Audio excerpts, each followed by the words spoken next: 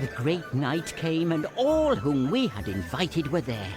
Bulgy bears and red dwarfs and black dwarfs, moles and badgers, hares and hedgehogs, and 5 satyrs as red as foxes, and a whole contingent of talking mice, armed to the teeth and following a shrill trumpet. Yes. Your Majesty. What? Someone speak? Behind you, sire. At your feet. It's the mouse, Reaper-cheap. Mouse? But wait... Oh. Hello.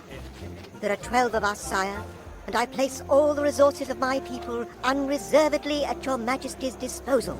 Oh, well, thank you. Reaper-cheap. Some owls came, as did the old raven of Ravenscaw. Last of all, with the centaurs, came a small but genuine giant, Wimbleweather of Dead Man's Hill, carrying on his back a basket full of rather seasick dwarfs who had accepted his offer of a lift and were now wishing they'd walk instead. The feast began with music and dance from the fauns.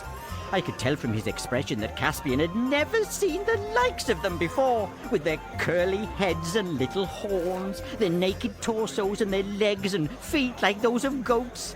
We all joined in the dance with them, except Nickabrick, who stayed off to the side and looked on in silence. We decided to hold the council of war immediately, then have our banquet afterwards. Everyone sat down in a great circle, and when we got Patatwig to stop running to and fro and telling all the creatures to be silent, Caspian, feeling a little nervous, got up. Narnians, I'd like to welcome you... Prince Caspian, with respect, sire. What's wrong, Camillo? My hair sense tells me there's a man somewhere near. Yes.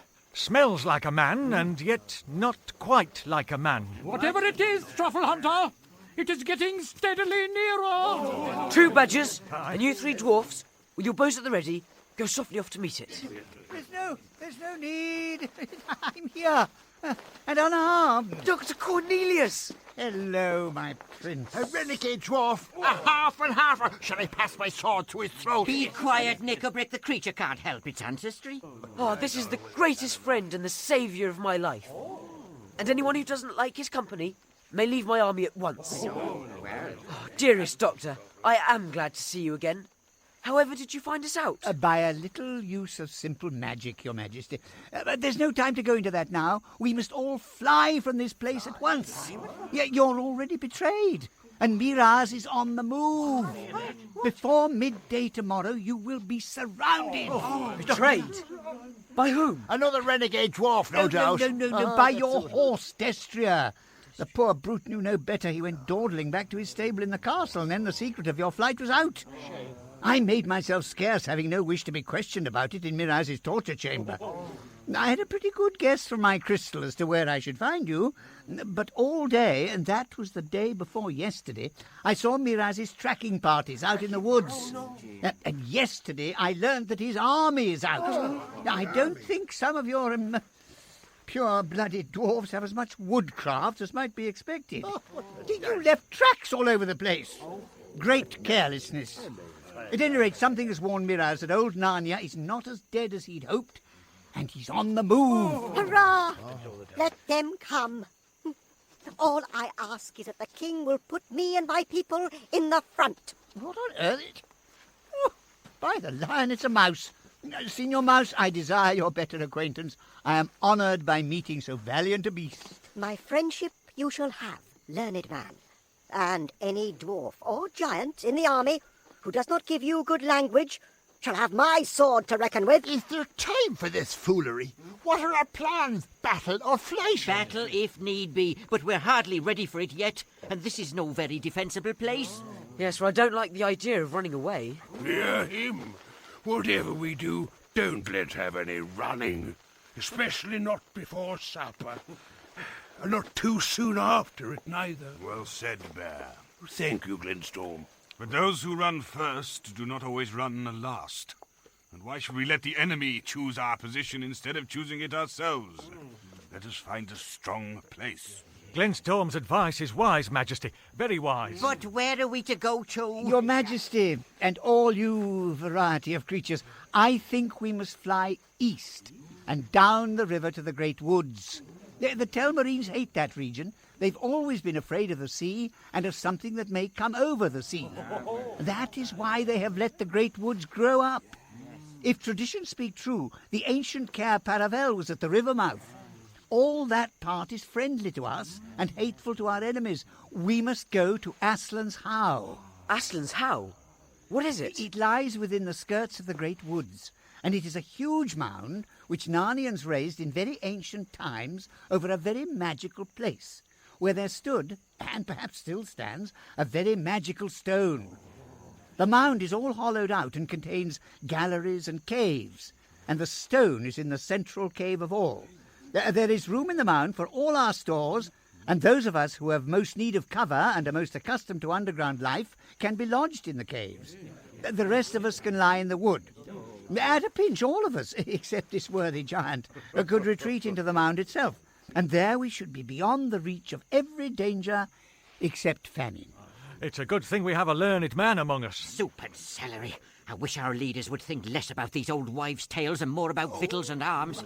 I approve of Dr. Cornelius's proposal. So do I. To Aslan's How. Yes, to Aslan's How. Now, before we eat, Now. We've no time to lose. I was afraid you were going to say that.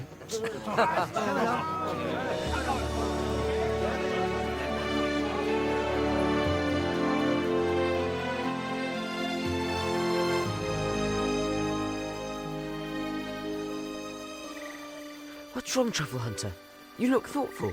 It's nothing, sire. I was thinking, if only we could wake the spirits of the trees and the wells. Well, can't we? No, we have no power over them. Since the humans came into the land, felling forests and defiling streams, the dryads and naiads have sunk into a deep sleep. Who knows if ever they will stir again? And that is a great loss to our side. The Telmarines are horribly afraid of the woods, and once the trees moved in anger, our enemies would go mad with fright and be chased out of Narnia as quick as their legs could carry them. What imaginations you animals have! But why stop at trees and waters? Wouldn't it be even nice if the stones started throwing themselves at old Miraz? Aslan's How is round the next bend. Oh, good. The sun is coming up and everyone is tired. Yes. We could do with a rest. You're right.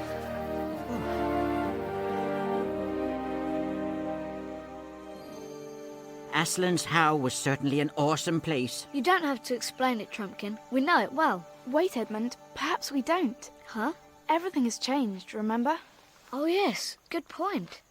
In our day, it was a round green hill on top of another hill. With a clear view and beautiful... I'm afraid it isn't so clear anymore. It's all grown over with trees. Huh? And there's a low doorway leading into it. The tunnels inside are a perfect maze until you get to know them. Tell us what happened there, Trumpkin. It was after we had taken up our quarters in and around the How that fortune turned against us. King Miraz's scouts soon found our new lair, and he and his army arrived on the edge of the woods. As so often happens, the enemy turned out stronger than we had reckoned. And though Miraz's men may have been afraid of going into the wood, they were even more afraid of Miraz. Thus there was fighting on most days, and sometimes by night as well. But our army had, on the whole, the worst of it. At last there came a night when everything had gone as badly as possible, and the rain, which had been falling heavily all day, had ceased at nightfall, only to give place to raw cold. That morning Caspian had arranged what was his biggest battle yet, and we had all hung our hopes on it. But it failed. All our strategy fell apart on the battlefield. Our army suffered badly and done the enemy little harm. Few of us had not lost blood. So it was a very sombre council who met in the secret and magical chamber at the heart of Aslan's How. We can't continue this way. The morale of our company couldn't be lower. True. Right. Then what are we to do? With respect, if your majesty is ever to use the magic horn, I think the time has now come. We are certainly in great need. But it is hard to be sure we are at our greatest. Supposing there came an even worse need and we had already used it. By that argument, Your Majesty will never use it until it's too late. Yes, I agree with that. What do you think, Trumpkin? Oh, as for me, Your Majesty knows I think the horn and that bit of broken stone called the stone table and your great King Peter and your lion Aslan are all eggs in moonshine. It's all one to me when Your Majesty blows the horn. All I insist on is that the army is told nothing about it. There's no good raising hopes of magical help, which, as I think, are sure to be disappointed. Right. Then in the name of Aslan, we will blow Queen Susan's horn. There is one thing, sire, that should perhaps be done first. We do not know what form the help will take. It might call Aslan himself from overseas, but I think it more likely to call Peter the High King and his mighty consorts down from the high past. But in either case, I do not think we can be sure that the help will come to this very spot. You never said a truer word. I think that they, or he, will come back to one or other of the ancient places of Narnia. This, where we now sit, is the most ancient and most deeply magical of all. And here I think the answer is likeliest to come. But there are two others. One is Lantern Waste, upriver west of Beaver's Dam, where the royal children first appeared in Narnia, as the records tell. And the other is down at the river mouth, where their castle of Cair Paravel once stood. And if Aslan himself comes, that would be the very best place for meeting him too. For every story says that he is the son of the great emperor over the sea, and over the sea he will pass. Oh, yes. Now, I should very much like to send messengers to both places, to Lantern Waste and the river mouth, to receive them, or him, or it. Just as I thought. The first result of all this foolery is not to bring us help, but to lose us two fighters. No. Well, who would you think of sending, Dr. Cornelius? Squirrels are best for getting through enemy country without being caught. All our squirrels are rather flighty. The only one I'd trust on a job like that would be Pattertwig. Oh, let's be Pattertwig then. And who for our other messenger? Well, I know you'd go Truffle Hunter, but you haven't the speed. Nor you, Dr. Cornelius. I won't go. With all these humans and beasts about, there must be a dwarf here to see that the dwarfs are fairly treated. Thimbles and thunderstorms, is that how you speak to the king? Send me, sire, I'll go. But I thought you didn't believe in the horn, Trumpkin. No more I do, Your Majesty, but what's that got to do with it? I might as well die on a wild goose chase as die here. You are my king. I know the difference between giving advice and taking orders. You've had my advice, and now it's time for orders. Oh, I'll never forget this, Trumpkin. Send for Pattertwig, one of you. I'll see to it. Oh, thank you. Oh, and when shall I blow the horn? I would wait for sunrise, Your Majesty. That sometimes has an effect in operations of this kind of magic. Sunrise it'll be then.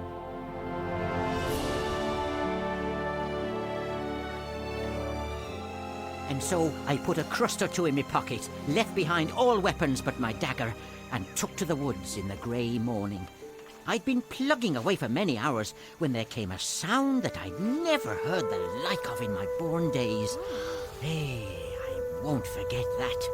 The whole air was full of it, loud as thunder, but far longer. Cool and sweet as music over water, but strong enough to shake the woods. And I said to myself, if that's not the horn, call me a rabbit. And a moment later, I wondered why he hadn't blown it sooner. What time was it? Between 9 and 10 of the clock. Just when we were at the railway station. Yeah. Yes, of course. Oh, please go on. Well, as I was saying, I wondered, but I went on as hard as I could pelt. I kept on all night, and then, when it was half light this morning, as if I'd no more sense than a giant, I risked a short cut across open country to cut off a big loop of the river, and was caught. Not by the army, but by a pompous old fool who has charge of a little castle, which is Miraz's last stronghold towards the coast. I needn't tell you that they got no true tale out of me. I was a dwarf, and that was enough. But lobsters and lollipops, it is a good thing the steward was a pompous fool.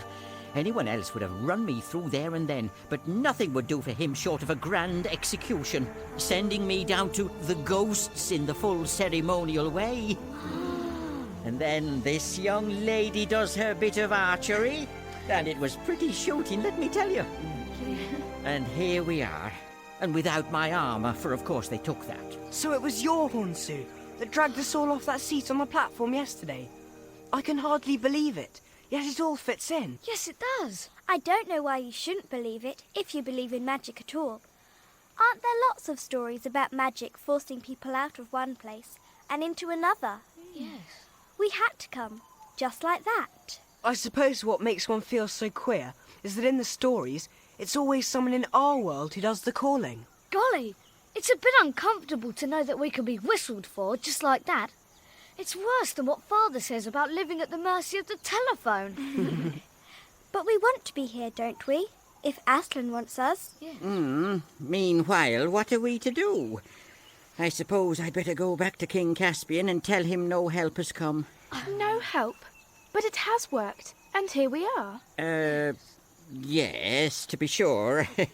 I see that. What's wrong? Don't you understand who we are? I suppose you are the 4 children out of the old stories, and I'm very glad to meet you, of course, but no offence? Oh, do get on and say whatever you're going to say. Well, then, you know, the King and Truffle Hunter and Dr. Cornelius are expecting, well, if you see what I mean, help. To put it another way, I think they'd been imagining you as great warriors. As it is, we're awfully fond of children and all that, but just at the moment, in the middle of a war... But I'm sure you understand. You mean you think we're no good? Now, pray don't be offended. I assure you, my dear little friends... Little from you is really a bit too much. I suppose you don't believe we won the Battle of Baruna? Well, you can say what you want about me, because I know... Wait. There's no good losing our tempers. Let's fit him out with fresh armour and fit ourselves out from the treasure chamber. I don't quite see the point. The point is to show our dear little friend that there's more to us than meets the eye.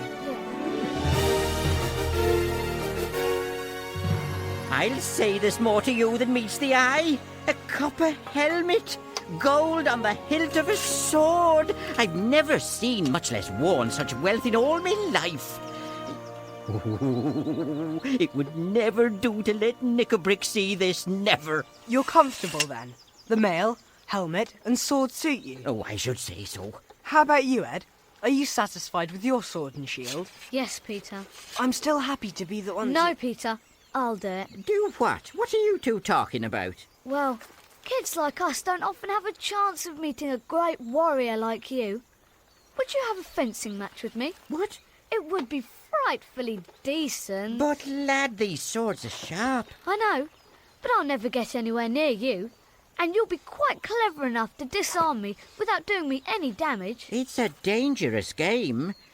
But since you make such a point of it, I'll try a pass or two. All right. Begin. Both swords were out in a moment, and the 3 others jumped off the dais and stood watching. It was well worth it. It was not like the silly fighting you see with broadswords on the stage. It was not even like the rapier fighting, which you sometimes see rather better done. This was real broadsword fighting. I don't think Edmund would have had a chance against Trumpkin if he fought 24 hours earlier. But the heir of Narnia had been working upon him ever since they arrived on the island. And all his old battles came back to him, and his arms and fingers remembered their old skill. He was King Edmund once more. And then, so quickly that no one could quite see how it happened, Edmund flashed his sword round with a peculiar twist. The dwarf's sword flew out of his grip, and Trumpkin cried out. Oh, kettles and cobblestone. Oh! Not hurt, I hope. Oh, I see the point. You know a trick I never learned. That's true. The best swordsman in the world may be disarmed by a trick that's new to him. I think it's only fair to give Trumpkin a chance at something else. Yes. Will you have a shooting match with my sister? A what? There are no tricks in archery, you know. Ah, you're jokers, you are. I begin to see. As if I didn't know how she can shoot after what happened this morning. All the same, I'll have a try. What's to be the target, Susan? I think that apple. Where? hanging over the wall on the branch. You mean the yellow one near the middle of the arch? No, not that. The red one up above, over the battlement. What? It looks more like a cherry than an apple. But we'll have a go. You first. No, after you. I insist. Oh, well, you ought to be warned. I'm a famous bowman among my people. Oh! An excellent shot. I missed the apple. Only by a fraction, I'm sure. The apple shook as the arrow passed by. Sue? All right, Peter. Here goes. Good luck, Susan. Come on, do it. Oh! Hooray! Well done, Susan. Well done, Sue. Quite a shot. Oh, it wasn't really any better than yours. I think there was a tiny breath of wind as you shot. No, there wasn't. Don't tell me. I know when I'm fairly beaten. I won't even say that the scar of my last wound catches me a bit when I get my arm well back. Are you wounded? Well, Do let me look. it's not a sight for little girls. Be still for a moment. Oh, I suppose you're as likely to be a great surgeon as your brother was to be a great swordsman, or your sister to be a great archer. Ow! Oh, poor Trumpkin. It is a horrid cut. Honestly, it's not so bad. A mere scrape from one of the battles against King Miraz. Allow me to put just a drop of this cordial on. The what? There. Is that better? Hello? Hey? What have you done? Giants and junipers, it's cured! It's as good as new! Oh, well, I've made as big a fool of myself as ever a dwarf did. No offence, I hope. None taken. My humble duty to your majesty's all humble duty. And thanks for my life, my cure, my breakfast, and my lesson. It's quite all right. And now, if you've really decided to believe in us... Oh, I have. It's clear what we have to do. We must join King Caspian at once. The sooner the better. My being such a fool has already wasted about an hour. Right. It's about 2 days' journey the way you came to the Hill of the Stone Table, what you call Aslan's house. And so the 4 children and Trumpkin the dwarf discussed the best way to get back to Prince Caspian. They decided not to retrace the dwarf's path, but to follow the river south to the sea, then go around the coast to Glasswater Creek, then row up to the Hill of the Stone Table. This, they estimated, would get them to Prince Caspian by the following day. Using one of their raincoats as a kind of bag, they filled it with apples. They then went down to the boat. The children were sorry to leave Cair Paravel, which even in ruins had begun to feel like home again. Soon the green wooded coast of the island was falling away behind them, and the boat was rising and falling in the gentle swell. The sun grew hot. The oars were too big for Lucy to manage, but the rest took turns rowing for a while. Susan and the 2 boys grew bitterly tired. Lucy's head ached from the long hours of the sun and the glare on the water. Even Trumpkin longed for the voyage to be over. And as they grew more tired, their spirits fell. Up till now, the children had only been thinking of how to get to Caspian. Now they wondered what they would do when they found him, and how a handful of dwarfs and woodland creatures could defeat an army of grown-up Telmarines.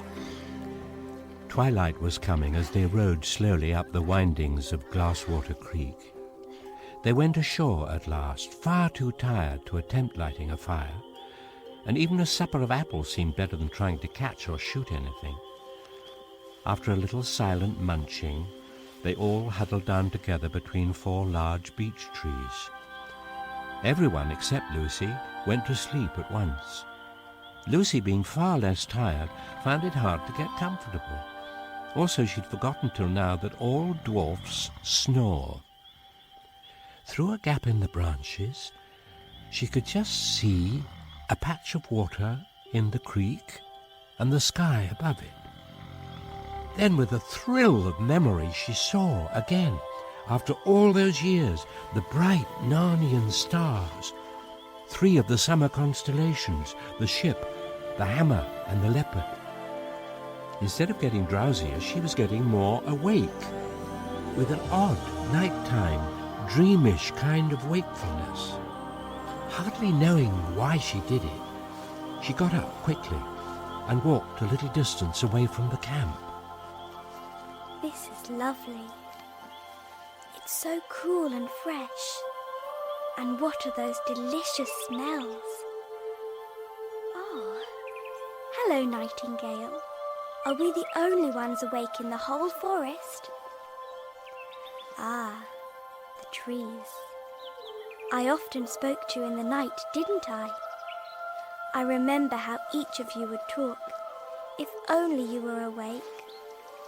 The soft, showery voice of the silver birch, the wizened voice of the oak, the gracious goddess, the smooth and stately beech. You're the lady of the wood. Ah, oh, trees, trees, trees. Wake, won't you? Wake, wake. Don't you remember it? Don't you remember me? Dryads and hamadryads. Come out to me.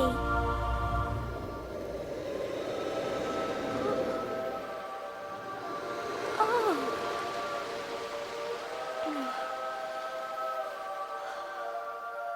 What happened? Did I miss something? Did I speak a second too soon? Or a second too late? Did I say something wrong? Oh, perhaps not. I may be more tired than I thought. Time to go back to bed.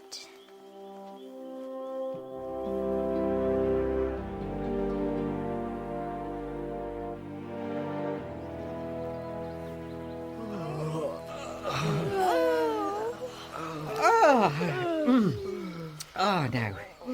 What shall we have for breakfast? Oh, apples. I must say, you ancient kings and queens don't overfeed your courtiers. Very funny. I suppose your majesties know the way all right. I've never seen these woods in my life before. Oh. They're so thick with trees I can hardly see in any particular direction. Yeah. I thought all along that we ought to have gone by the river. You might have said so at the time. Oh, don't take any notice of her. She's always a wet blanket. You've got that pocket compass of yours, haven't you, Peter? Here it is. Well then, we're as right as rain. We've only got to keep on going northwest across that little river. What do you call it? The Rush. I know. The one that joins the big river at the fords of Bruna. Or Baruna's Bridge, as Trumpkin calls it. We can cross and strike uphill. We'll be at the stone table, Aslan's how I mean, by 8 or 9 o'clock. I hope you're right. I can't remember all that at all. That's the worst of girls. They never carry a map in their heads. That's because our heads have something inside them, unlike some. Right. We're off then.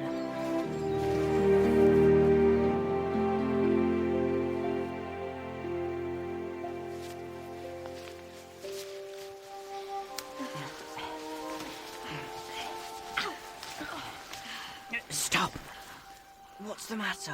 There's something following us. Or rather, something keeping up with us over there on the left. I don't see anything. All the same, Trumpkin.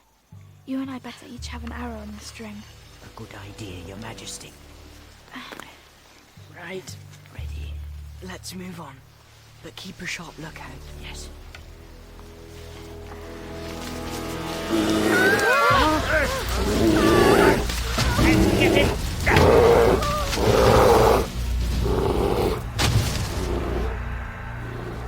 Lucy, are you all right? Yes. What was it? Look. Oh, a bear! Trumpkin beat you in that shooting match, Sue. I left it too late. I was so afraid it might be, one of our kind of bears. A talking bear. That's the trouble of it when most of the beasts have gone enemy and gone dumb. But there are still some of the other kind left. You never know and you daren't wait to see. Poor old bear. You don't think he was? Not he. I saw the face and I heard the snarl. He only wanted little girl for his breakfast. And talking of breakfast, there's good eating on a bear. It would be a shame to leave the carcass without taking a bit, and it won't delay us more than half an hour. I dare say you two youngsters, kings, I should say, know how to skin a bear? Yes. Oh, Lucy, let's go and sit down a fair way off. I know what a horrid and messy business this will be. Good idea. The boys and the dwarf cut off as much of the best meat as they could carry. Raw meat is not a nice thing to fill one's pockets with, but they folded it up in fresh leaves and made the best of it. They were all experienced enough to know that they'd feel quite differently about these squashy and unpleasant parcels when they'd walked long enough to be really hungry. On they trudged again. The sun grew warmer, and they took their helmets off and carried them. Everybody's spirits rose. About an hour later, Edmund said, I suppose we are going the right way. I don't see how we can go wrong, as long as we don't bear too much to the left. If we bear too much to the right, the worst that can happen is wasting a little time by striking the great river too soon, and not cutting off the corner. And again they trudged on with no sound except the thud of their feet and the jingle of their chain shirts. A good deal later, Edmund said, Where's this Ballyrush got to? I certainly thought we'd have struck it by now, but there's nothing to do but keep on. and still they trudged on, and their mail shirts began to feel very hot and heavy. What on earth? They had come without seeing it almost to the edge of a small precipice from which they looked down into a gorge with a river at the bottom. On the far side, the cliffs rose much higher. None of the party except Edmund and perhaps Trumpkin was a rock climber. I'm sorry. It's my fault for coming this way. We're lost. I've never seen this place before. Oh, do let's go back and go the other way. I knew all along we'd get lost in these woods. Susan, don't nag at Peter like that. It's so rotten, and he's doing all he can. And don't you snap at Sue like that either. I think she's right. Oh, tubs and tortoise shells. If we've got lost coming, what chance have we of finding our way back again? And if we're to go back to the island and begin all over again, even supposing we could, we might as well give the whole thing up. Miraz will have finished with Caspian before we get there, at any rate. You think we ought to go on? I'm not sure the High King is lost. What? What's to hinder this river being the Rush? Because the Rush is not in a gorge. Ah, your Majesty says it is, but oughtn't you to say was? You knew this country hundreds, it may be 1,000 years ago. Mayn't it have changed? I hadn't thought of that. Yeah. And anyway, even if this is not the Rush, it's flowing roughly north, and so if we go downstream to our right, we'll hit the great river. Perhaps not so high as we'd hoped, but at least we'll be no worse off than if you'd come my way. Trumpkin, you're a brick. Come on then, down this side of the gorge. Right. Go. Be careful. Look! What? Look! What? The lion! Where? Aslan himself! Didn't you see him? Do you really mean it? Where do you think you saw him? Don't talk like a grown-up. I didn't think I saw him. I saw him! Where, Lou? Yes, where? Right up there, between those mountain ashes. No, this side of the gorge. And up, not down. Where? Just the opposite of the way you want to go. And he wanted us to go where he was, up there. How do you know that was what he wanted? I just know. By his face. Her Majesty may well have seen a lion. There are lions in these woods, I've been told. But it needn't have been a friendly and talking lion any more than the bear was a friendly and talking bear. Oh, don't be silly. Do you think I don't know Aslan when I see him? He'd be a pretty elderly lion by now, if he's the one you knew when you were here before. And if it could be the same one, what's to prevent him having gone wild and witless like so many others? Wild and witless? If you had any idea of Aslan, Lucy! then you would know. Trumpkin doesn't understand. How could he? You must just take it, Trumpkin, that we do really know about Aslan. A little bit about him, I mean. And you mustn't talk about him like that again. Now, the only question is whether Aslan was really there. But I know he was. Yes, Lucy, but we don't, you see. There's nothing for it but a vote. All right, you're the eldest, Trumpkin. What do you vote for? Up or down? Down. Oh. I know nothing about Aslan, but I do know that if we turn left and follow the gorge up, it might lead us all day before we found a place where we could cross it. Whereas if we turn right and go down, we're bound to reach the great river in about a couple of hours. And if there are any real lions about, we want to go away from them, not towards them. What do you say, Susan? Well, don't be angry, Lucy, but I do think we should go down. Oh. I'm dead tired. Do let's get out of this wretched wood into the open as quick as we can. And none of us except you saw anything. Edmund? Well, there's just this. When we first discovered Narnia a year ago, or 1,000 years ago, whichever it is, it was Lucy who discovered it first, and none of us would believe her. I was the worst of the lot, I know. Yet she was right after all. Wouldn't it be fair to believe her this time? Edmund. I vote for going up. Oh, Edmund. And now it's your turn, Peter. And I do hope that you Oh, vote. be quiet and let a chap think. I'd much rather not have to vote. You are the High King. Yes. I say... down. Right. I know Lucy may be right after all, but I can't help it. We must do one or the other. Oh, Peter. Then let's go down. Come on. Oh.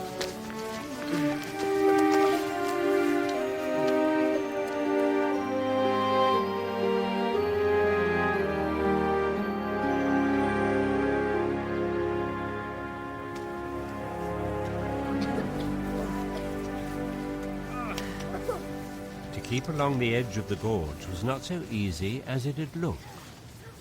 Before they'd gone many yards, they were confronted with young fir woods growing on the very edge. And after they tried to go through these, stopping and pushing for about 10 minutes, they realized that in there it would take them an hour to do half a mile. So they came back and out again and decided to go round the fir wood. This took them much further to their right than they wanted to go, far out of sight of the cliffs and the sound of the river, till they began to be afraid they'd lost it altogether. Nobody knew the time, but it was getting to the hottest part of the day.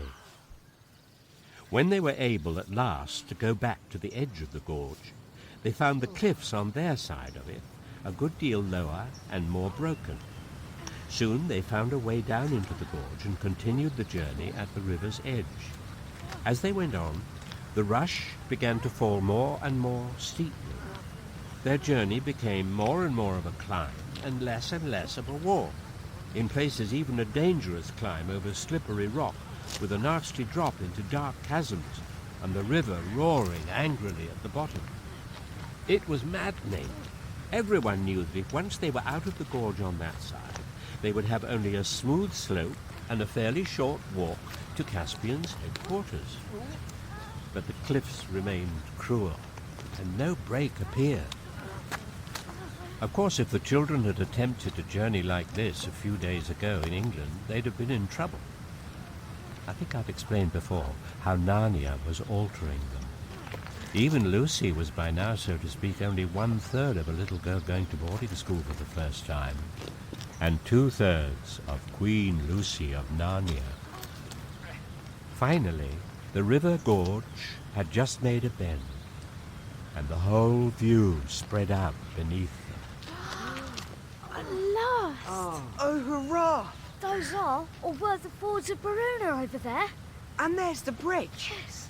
How peculiar to see a town there. Peculiar. We fought the Battle of Baruna just where the town is. This cheered the boys more than anything. You can't help feeling stronger when you look at a place where you won a glorious victory, not to mention a kingdom, hundreds of years ago. They were all getting on at a quicker pace now. The going became easier. Though there were still sheer cliffs on their left, the ground was becoming lower on their right. Soon it was no longer a gorge at all, only a valley. Then, all at once... What was that? down! Get down! Someone is shooting arrows at us. Quick, get back! Crawl! To where? Back up the hill. Come on! Come on, Lou! Get as quick as you can. Quick to the hill! That's it. Keep down! Keep down!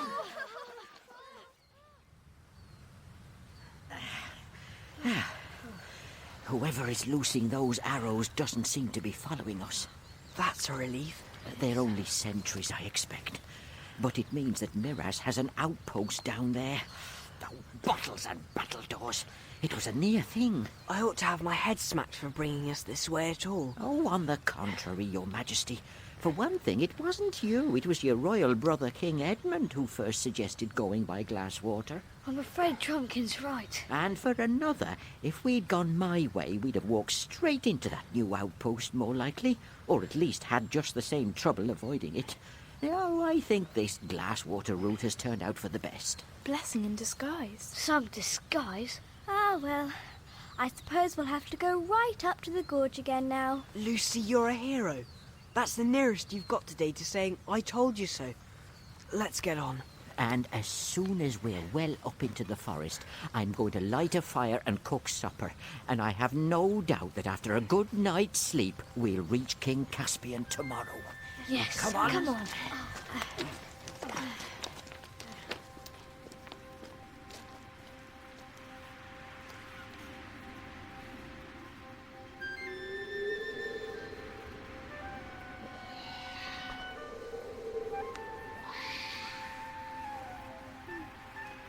Father?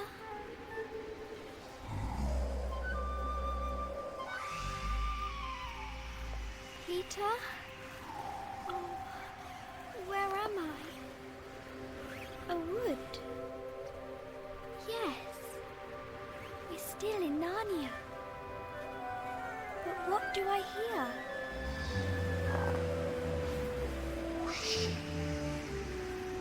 Am I dreaming? Lucy got up, trembling with excitement, with fear. The moon was so bright that the whole forest landscape around her was almost as clear as day, though it looked wilder. Straight ahead there was open grass to where a glade of trees began. Lucy looked very hard at the trees of that glade. Why, I do believe they're moving. They're walking about. She walked towards them, her heart beating wildly. Oh, they're moving! The trees really are moving! The first tree she looked at seemed at first glance to be not a tree at all, but a huge man with a shaggy beard and great bushes of hair. She was not frightened. She'd seen such things before. But when she looked again, he was only a tree, though he was still moving. You couldn't see whether he had feet or roots, of course, because when trees move, they don't walk on the surface of the earth. They wade in it, as we do in water. The same thing happened with every tree she looked at. At one moment they seemed to be the friendly, lovely giant and giantess forms which the tree people put on when some good magic has called them into full life. Next moment, they all looked like trees again. But when they looked like trees, it was like strangely human trees. And when they looked like people, it was like strangely branchy and leafy people. And all the time, there was that strange, lilting, rustling, cool, merry noise, and that moving in and out of one another, as if in a complicated country dance. Oh, pardon me. I didn't mean to get in the way. They're almost awake, but not quite. Oops! Pardon me. Ooh. Yes, I'm coming. Lucy went fearlessly through the trees, leaping this way and that to avoid being run into. She was only half interested in them. She wanted to get beyond to something else, for it was beyond the trees that the voice had called. Finally she stepped out from among their shifting confusion of lovely lights and shadows. A circle of grass, smooth as a lawn, met her eyes, with dark trees dancing all around it. And then, oh joy! for he was there, the huge lion, shining white in the moonlight, with his huge black shadow underneath him. Lucy. Aslan! Oh, Aslan! Dear Aslan, at last! The great beast rolled over on his side, so that Lucy fell half sitting and half lying between his front paws. He bent forward and just touched her nose with his tongue. His warm breath came all round her. She gazed up into the large, wise face. Welcome, child. Aslan! Oh, you're bigger than you were. That is because you are older, little one. Not because you are? I am not. But every year you grow, you will find me bigger. Oh, Aslan. Lucy, we must not stay here for long. You have work in hand, and much time has been lost today. Yes, wasn't it a shame? I saw you, but they wouldn't believe me. They're all so... I'm sorry. I didn't mean to start criticizing the others, but it wasn't my fault anyway. Was it? Was it? Oh, Aslan, you don't mean it was. I couldn't have left the others and come up to you alone. Don't look at me like that. Well, I suppose I could. Yes, and it wouldn't have been alone, I know. Not if I was with you. But what would have been the good? You mean that it would have turned out all right, somehow? But how? Please, Aslan, am I not to know? To know what would have happened, child? No. Nobody is ever told that. Oh, dear. But anyone can find out what will happen. If you go back to the others now and wake them up and tell them you have seen me again, and that you must all get up at once and follow me, what will happen? There is only one way of finding out. Do you mean that's what you want me to do? Yes, little one. Will the others see you too? Certainly not at first. Later on, it depends. But they won't believe me. It doesn't matter. Oh, dear. And I was so pleased at finding you again. And I thought you'd let me stay. And I thought you'd come roaring in and frighten all my enemies away, like last time.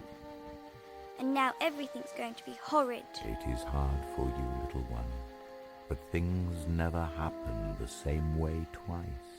It has been hard for us all in Narnia before now.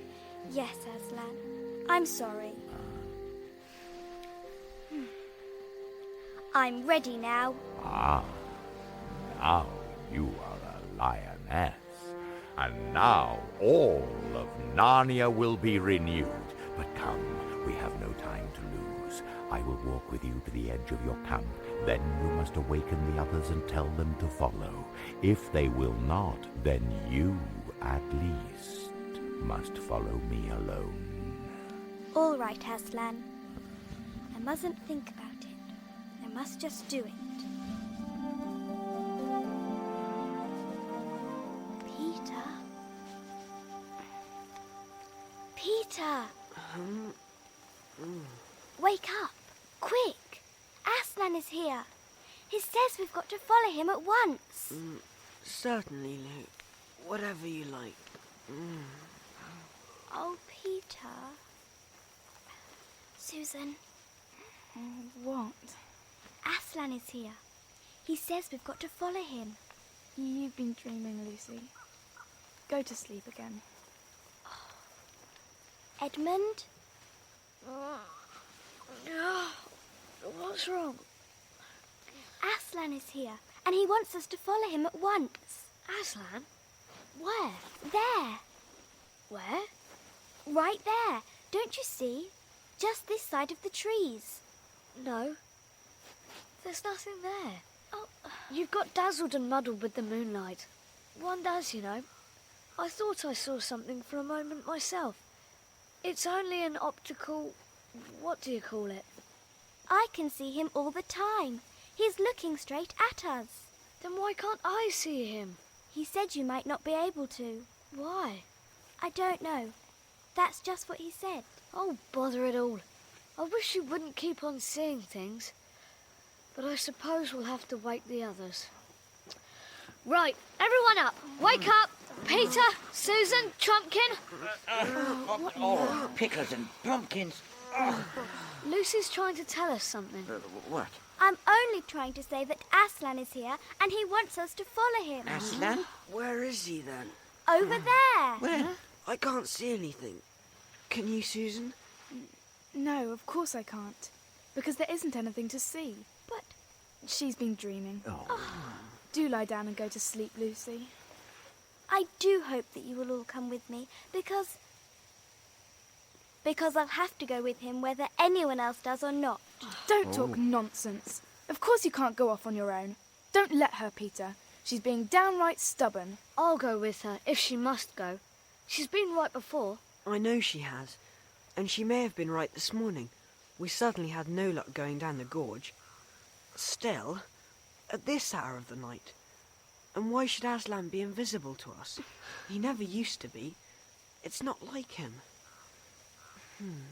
What does Trumpkin say? Oh, I say nothing at all. If you all go, of course I'll go with you.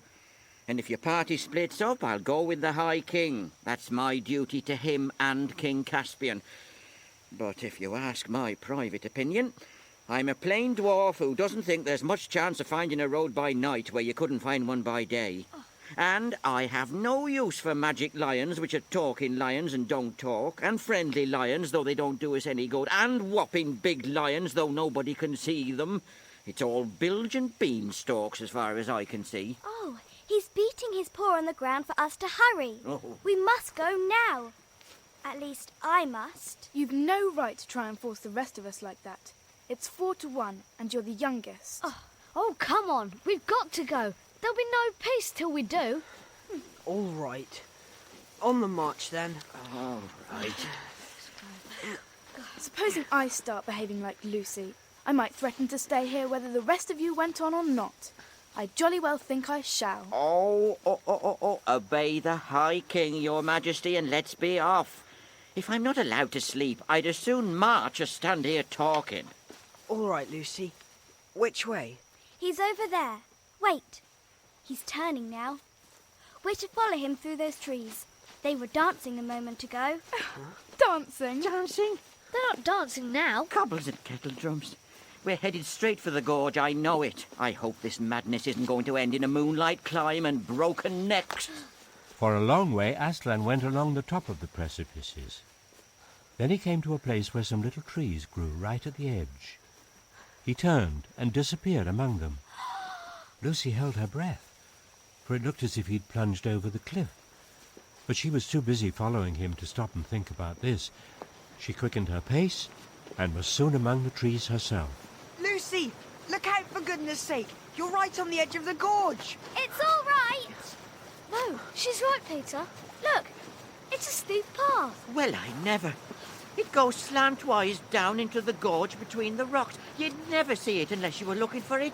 This way. Look ahead. What's that shadow crawling in front of us? It's his shadow. What? I do believe you're right, Lou. I can't think how I didn't see it before. But where's he? With his shadow, of course. Can't you see him? Well, I almost thought I did. For a moment.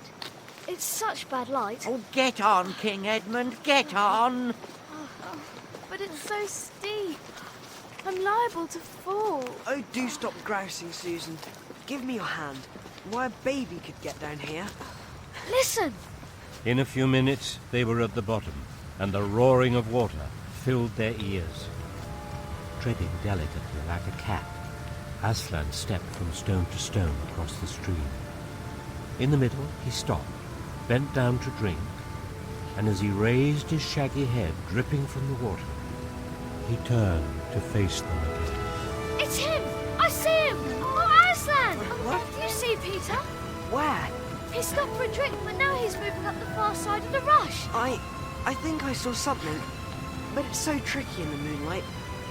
On we go, though, and 3 cheers for Lucy. I don't feel half so tired now, either. Aslan, without hesitation, led them to their left, farther up the gorge. The whole journey was odd and dreamlike. The roaring stream, the wet grass, the shimmering cliffs which they were approaching. And always the glorious, silently pacing beast ahead. Wait! There he is! I see him now! Oh, Peter! Presently they came to another steep path up the face of the farther precipices. These were far higher than the ones they'd just descended, and the journey up them was a long and tedious zigzag. Lucy was alarmed when the tail and hind legs of Aslan disappeared over the top, but with one last effort she scrambled after him and came out, rather shaky-legged and breathless, on the hill they had been trying to reach ever since they left Glasswater. The long, gentle slope stretched up to where it vanished in a glimmer of trees about half a mile away. It was the hill of the stone table. The others climbed up behind her, and they walked after Aslan. Lucy? Yes? I see him now. I'm sorry. That's all right. But I've been far worse than you know. I really believed it was him. Yesterday, when he warned us not to go down to the fir wood. And I really believed it was him tonight. Deep down inside. But I just wanted to get out of the woods. And, I don't know. Whatever am I going to say to him? Perhaps you won't have to say much. There's the great mound. Aslan's How. As I don't keep a very good watch, we ought to have been challenged before now. Quiet! Aslan has stopped. He wants us to come forward.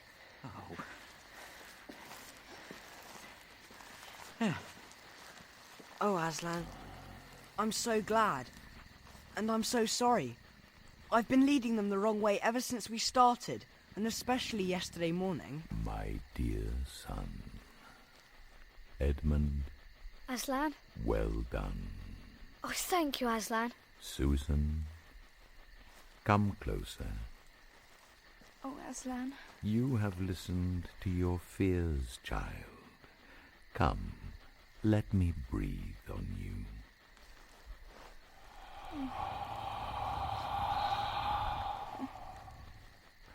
Forget them.